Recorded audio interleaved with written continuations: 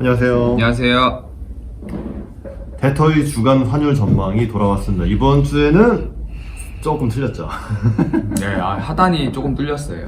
딱 2시간이 틀렸지만 전체적으로는 환율이 생각보다 많이 움직였기 때문에 하단이 뚫린 것이고 어떻게 이번 주 달러 환율이 움직였는지 말씀드리겠습니다.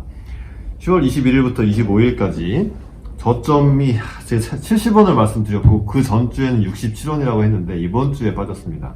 저점 1167.80, 고점은 1181.00, 오늘 금요일 종가는 1173.00이었습니다.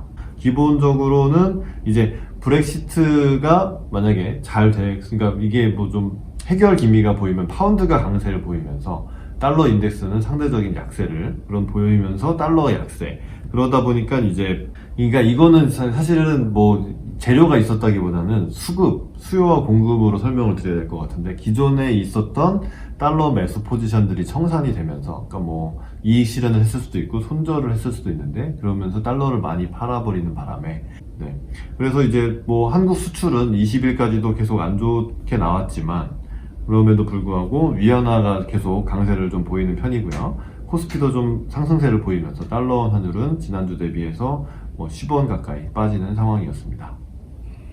네, 간단하게 코멘트를 조금 덧붙이자면, 일단 시장의 느낌은 지난 한 8월 초부터 정확히 얘기하면 트럼프 대통령이 중국을 상대로 무차별 관세 폭격을 시작하면서 한일 무역 분쟁까지 같이 겹쳤던 그 7월 말 8월 초의 일방적인 달러 강세 분위기, 그리고 안전자산 선호에 따른 채권 강세, 달러 강세, 그리고 주식시장 폭락, 이런 분위기는 어느 정도 일단락되는 분위기고요. 그렇죠. 그 당시에는 10년물, 2년물 미국의 장단기 금리 역전 현상까지도 있었는데 지금은 맞습니다. 완전히 해소된 상황이고. 네, 완전히 해소되면서 장기 금리가 더 많이 오르는 추세로 계속 좀 진행이 되고 있고. 그렇습니다. 시장 참가자로서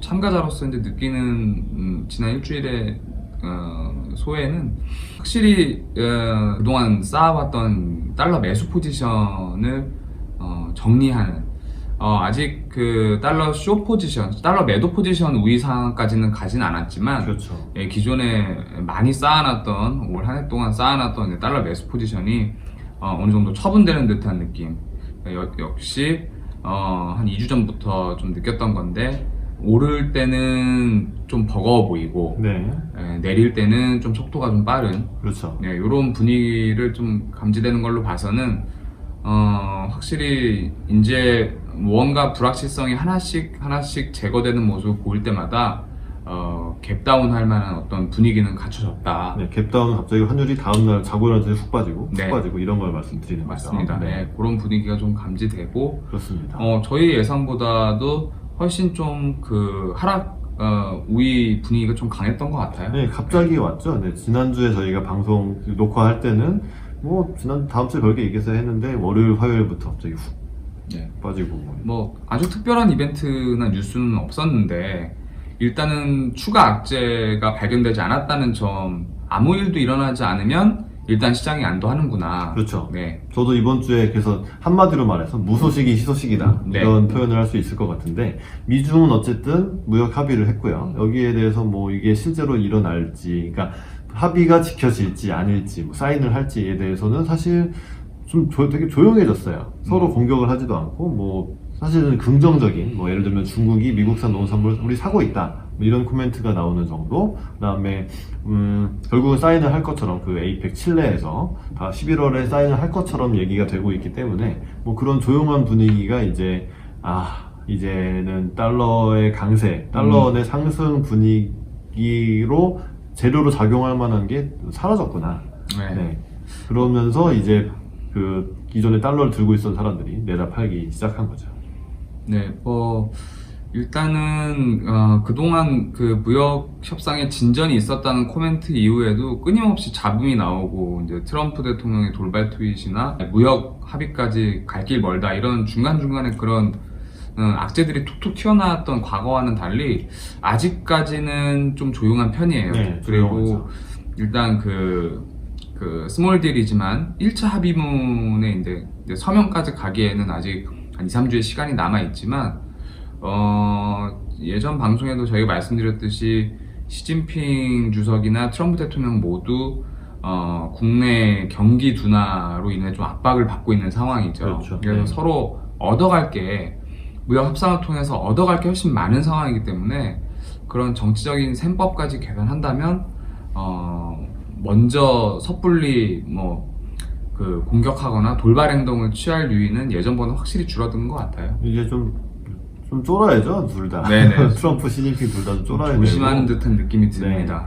브렉시트에 대해서도 우려했던 노딜 가능성은 많이 사라진 것 같아요. 네, 노딜로 갈 가능성은 지금으로 봐서 거의 없는 것처럼 보이고, 그렇죠. 네, 어느 정도 선에서 이제 EU와 협의가 되고, 무엇보다 영국 국내 이제 의회가 어느 정도의 그 합의로 협의가 되느냐, 네. 이제 그게 관건이고, 그게 끝나면 이제 EU와는 어느 정도 협상이 잘 되지 않을까, 또 이런 기대감이 조금 있습니다. 그래서 어떻게든 방법을 찾을 것 네네. 같아요. 이런 정도로 표현할 수 있겠고, 네. 홍콩에 대해서는 이제 중국이 캐리람 행정장관을 이제 교체를 검토하고 있다. 이런 것도 이제 약간 그래서 이제 홍콩에서 거래되는 역외비화나 CNH라고 부르는 그게 이제 약간 약세를 보이기도 했는데 결국은 이제 7.05, 06 요 정도에서 지금은 좀 유지가 되는 네. 그런 상황이기 때문에 그리고 이제 지난달에 저희한테 충격을 줬던 미국 PMI 제조업 비제조업 PMI가 이번에는 좀 잘 나오고 네, 그래가지고 결국은 달러원에서 악재가 없고 딱히 나올 게 없기 때문에 네. 그게 희소식이 돼서 기존 포지션이 청산되면서 빠지는 그런 분위기였다고 볼 수 있습니다. 네. 네. 그래서 이제 저희가 이제 오늘 소개해드릴 이 연합 인포맥스 기사는요, 21일 날 이제 어떤 실러라는 경제학자가 미국 경제의 향후 3년간은 침체가 없을 것 같다. 트럼프의 효과가 크다. 이런 기사가 나와가지고 무슨 얘기인가 봤더니 이제 결국 미국의 소비자들이 소비를 계속 늘리고 있고 요런 분위기를 만든 건 결국 트럼프다. 그래서 우린 아마도 트럼프의 시대에 살고 있다. 제가 여기에 꽂혔어요. 우린 트럼프의 시대에 살고 있는 게 맞는 것 같습니다. 기본적으로 이 사람은 사업가잖아요. 그렇죠. 트럼프는 사업가고 돈 버는 거에 대해서 굉장히 그 집중이 되어 있는 것 같아요. 나라 살림 운영하는 데 있어서. 그렇죠. 국가 차원에서도 네. 사업처럼 운영을 하죠. 네. 마치 사업체처럼 운영을 하면서 뭔가 이렇게 적자가 쌓여가는 상황이 굉장히 불편하고 싫어 그거. 왜 우리가 이렇게 손해 보면서 남들한테 퍼주냐. 그렇죠. 우리가 왜 무료로 이렇게 다른 나라들을 지켜주고 왜 우리가 달러를 찍어내면서 적자를 보면서 왜 다른 나라의 상품을 비싸게 사고 우리 상품은 잘 팔지도 못하면서 그렇죠. 나라 빚은 빚 아니냐. 이거 왜 이런 게 이해가 안 된다. 맞는 말이에요, 사실. 네, 맞아. 그런 굉장히 어떻게 보면 미국 자체 입장에서 보면 되게 실리적인 대통령이라고 볼 수 있는데 네.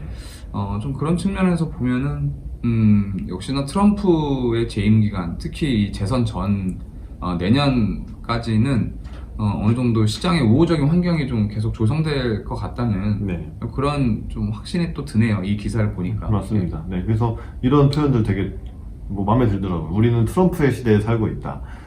감세뿐만이 아니라도 트럼프 대통령으로부터 받는 영감이 있다. 그리고 침체가 목전에 있다고 생각하는 실수는 하지 말자. 경제가 튼튼하다면 트럼프는 아마 재선될 가능성이 높다. 이런 표현들에 있어서 이렇게 보는 게 맞는 것 같다. 이런 동의한다는 표현으로 말씀을 드리고 기사 하나 더 보면 금융위기를 예언했던 피터 시프라는 어떤 최고 경영자인데 더 큰 위기가 온다. 거품 붕괴에 따른 충격이 극적일 것이다. 스태그플레이션이 나타나 극심한 불안 속에 물가가 뛸 것이다. 저는 요 물가가 뛸 것이라는 데 되게 못하죠. 그러니까 여기서 이제 연결이 어떻게 되는 거냐면 이제 글로벌리 저마진의 시대. 워낙 돈이 많이 풀렸고 새로운 사업을 찾고자 하는 이런 기업가들은 하방천지에 깔려있기 때문에 뭐가 잘 되면 다들 따라붙어서 이걸 해요. 네. 그리고 그렇다 보니까 계속 이제 뭔가 공급이 그럼 또 그 물품의 공급이 늘어나면서 물가는 오르지 못하고 이런 시대가 계속 오기 때문에 중앙은행들은 계속 돈을 풀어서 죽지 말고 다 살아봅시다 이렇게 가는 것이고요.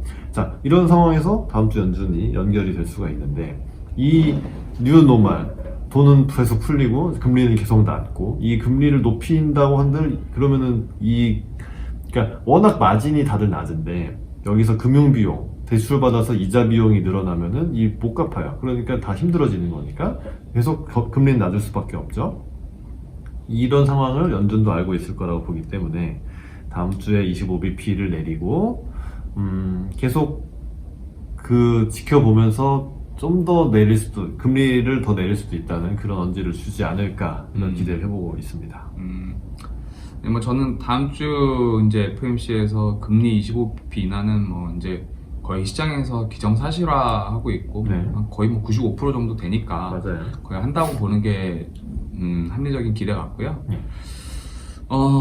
남은 기간 동안의 추가 금리 인하는 모르겠어요. 저는 이제 그 부분은 이제 연준도 이제 정책 여력이라는 게 있고 지금 이제 3번 내리는 건데 그렇죠. 보통 예전에 과거 사례를 보면은 금리 상승기에도 기준금리를 올리던 시기에도 중간에 한 3번 정도까지는 이번처럼 내린 경우가 사례가 있어요. 하지만 그 이상 뭐 4번, 5번 연속적으로 내린 경우는 없는 걸로 봐서는 만약에 연준이 이 지금의 올해 이런 상황들이 어느 정도 좀 일시적인 상황이라고 판단을 한다면 여기서 일단 당분간 멈출 가능성도 있다고 좀 생각을 하고 그 경기 판단을 어떤 식으로 하느냐에 따라서 좀 변동될 수 있는데 아무래도 좀 조심스러운 그 중앙은행의 어떤 그 태도로 보면은 금리를 이번에 내리고 뭔가 좀 지켜보자라는 식으로 살짝 약간 매파적인 어떤 그런 뉘앙스를 풍기지 않을까 저는 개인적으로 좀 그렇게 저는 생각이 됩니다. 그러니까 이번에 내리고 올해 더는 안 내리겠지만 네. 지켜보자. 이거는 그렇죠. 사실 매파도 비둘기도 아니고 그냥 딱 다들 이렇게 예상하지 않을까. 이게 중립인 것 같거든요. 매파라 하면 여기서 내년에도 안 내릴 것이다. 이런 얘기들. 그건 절대 그런 초매. 얘기는 그건 초매죠. 그런 얘기는 하진 않을 것 같고. 네. 올해 또 내리겠다 이 얘기도 못 할 거고. 네. 왜냐면 이제 미중 무역 분쟁이 뭐 또 다시 악화되면은 또 내릴 수도 있는데 그거 자체를 우리한테 미중 무역 협상이 어떻게 될지 예상시키지 말아라. 그렇죠. 이거는 우리 손아귀 맞아요. 밖에 있는 컨트롤 할 수 없는 영역이다. 이런 얘기도 연준에서 나왔기 때문에 결국 네. 요 얘기 그대로 할 거예요. 제 네. 생각엔 그렇고 내년에 대해서는 내년에 경기 계속 좀 안 좋으면 어떻게 할 것입니까? 라고 누가 물어봤을 때 그러면 금리를 내릴 수도 있다. 네. 이것 자체도 거의 이제 그렇죠. 중립, 그거는, 이게 네. 중립. 저도 이제 똑같은 얘기를 하는 건데 올해 더 내리기는 이번에 다음 주에 내리고 그 다음에 11월, 12월에 더 내리기는 힘들겠으나 돌발 악재가 없는 이상 내년에도 계속 경기가 이 지경이면 더 내릴 수도 있다. 네. 이 정도 코멘트로 마무리되지 않을까 싶습니다. 네, 그래서 아무래도 뭐 이런 생각을 하는 이제 시장 참가자들이 좀 많아 보여서 그렇죠. 그래서 금리도 이제 이미 다음 주 인하는 이전부터 반영이 되었던 부분이고 네. 슬금슬금 좀 금리가 올라가고 장기 금리가 좀 올라가고 그리고 이렇게 좀 하는 게 이제 더 이상 일단은 좀 지켜보는 분위기로 가지 않겠냐. 그럼 뭔가 협상도 좀 이제 협상 결과도 좀 봐야 되고 합의문 쓸 것도 같고 네. 그리고 뭐 브렉시트도 어느 정도 약간 불확실성이 조금씩 거치는 모습이고 그렇죠. 그러다 보니 이제 그럼 연준이 뭐 무리해서 더 내리진 않겠구나라는 생각들을 좀 다들 하는 것 같아요. 네. 그래서 이제 금리도 좀 오르고 문제는 환율인데 이제 글쎄요, 환율 같은 경우는 다음 주 금리 인하는 이미 다 반영이 된 상황이라고 봐야겠죠. 그렇죠. 네, 네. 알겠고 페드의 파월 의장의 기자회견의 뉘앙스에 따라서 이제 환율이 좀 움직일 것 요 같은데. 예상에서 벗어날 것 같지가 않아요. 네. 사실 환율도 그래서 그렇게 많이 변동할 만한 요소는 없을 것 같아요. 네. 뭐 갑자기 뭐 이제 금리 인하 끝났다 이런 얘기 하지 않는 이상은 네. 굳이 달러 강세로 갈 이유도 없고 뭐 추가적으로 많이 빠지거나 그럴 것 같진 않아요. 네. 그래서 뭐 혹시나 또 뭐 압박을 안 느낄까봐 트럼프 대통령 이번 주에 연준은 꼭 금리를 내려야 된다 이런 트윗을 또 직무유기 뭐 이런 얘기를 하더라고요. 네. 대단한 사람이에요. 정말 대단한 사람이에요. 혹시 안 내릴까 봐서. 자기가 회사 사장이라면 여기는 이제 재무 CFO 같은 사람인데 그렇죠. 그래서 사장이 이렇게 원하는데 나는 확실히 넌 이번 주 내릴 거라 너는 생각하고 정말 안 내리면 직무유기다. 너 자르는 거야 내가. 너 자른다. 네. 거의 뭐 그렇죠. 거의 이 수준으로 하고 네, 있으니까. 수준으로 하고 있으니까 뭐.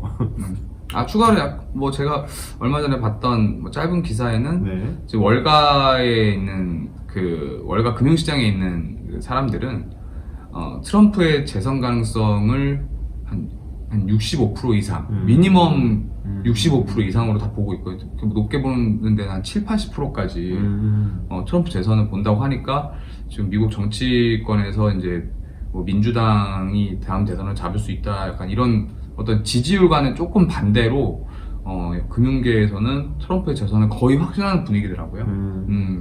좀 재밌게 봤습니다. 그거. 네네. 그건 좀 재밌네요. 왜냐하면 지지율은 사실 지금 그렇게 안 나오게. 네, 맞아요. 사실은 민주당에서 한 명은 너무 늙었고 한 명은 너무 좌파적이라서 사실 사실 뭐 우리나라도 비슷한데 뭐 양당 두 거대 양당이 그렇죠. 있을 때 리가 어느 한쪽이 너무 진보적일 리가 없는 것 같아요. 우리나라도 마찬가지고. 네, 그래가지고 그렇다면 뭐 사실은 차별화가, 그러니까 한 명은 너무 늙어서 힘들고 한 명은 너무 좌파적이라서 아마 안 될 것 같다. 이러면은 그냥 트럼프가 되는 거죠. 한마디로 대안이 없는 거예요. 그렇죠, 대안이 없는 거죠. 트럼프가 막 좋진 않은데 네. 그렇다고 민주당을 뽑는다고 해서 더 나아질 것 같진 않다. 그렇죠. 네, 이런 것 때문에 아마 네.